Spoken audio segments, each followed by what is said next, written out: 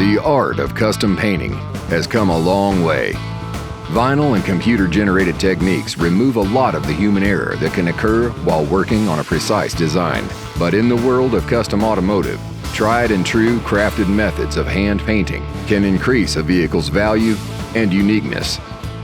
Mike Fisher from WyoTech Street Rod Department is going to show us how to blend the old with the new by rebranding a client's historic company vehicle. We got this door shipped to us from a plant out of Nashville, Tennessee. What we did was actually preserve the old sign by using a satin clear and doing a small amount of sanding and modifying slightly so that the original hand-painted artwork would kind of fall back into the background. We wanted to keep the history of the door or the truck all intact. Every dent tells a story, and we wanted to leave that story intact. With the original artwork safely restored, Mike moves forward with his own custom paint. On this particular door, we wanted to incorporate computer processes as well as some hand lettering and some brush work, as well as gold leaf. So we wanted to try to get the best of both worlds, maybe all together on one project. The first step of the process to actually create the artwork, and we did this using a light paper with a pounce pattern. We did some of it on the computer, but then we did some of it by hand.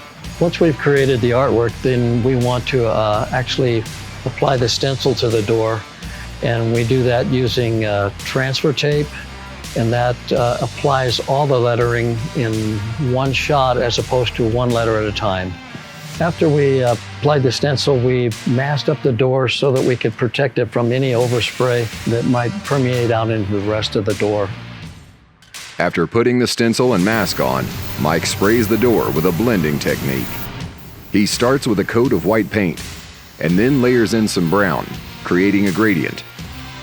This style of painting is referred to as wet on wet. We want to create kind of a highlight and a shadow effect, as well as a little bit more interest in the actual lettering.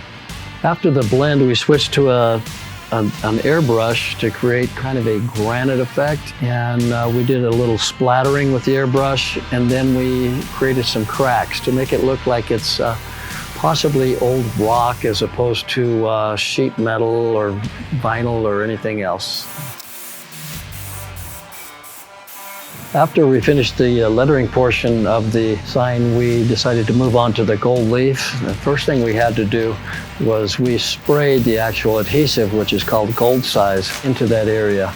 We let it set up until we got the perfect tackiness to apply the gold leaf. By adding gold leaf, Mike is creating a bold look.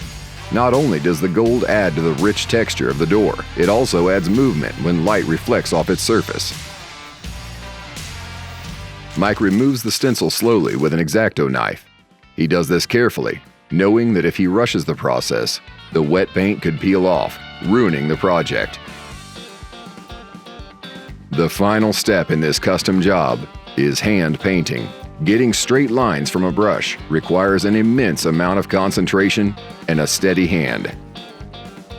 I think it's important to incorporate hand lettering techniques into this sign because, for one thing, the value of a good hand-painted sign or pinstriping will always be well above computer-generated or vinyl lettering.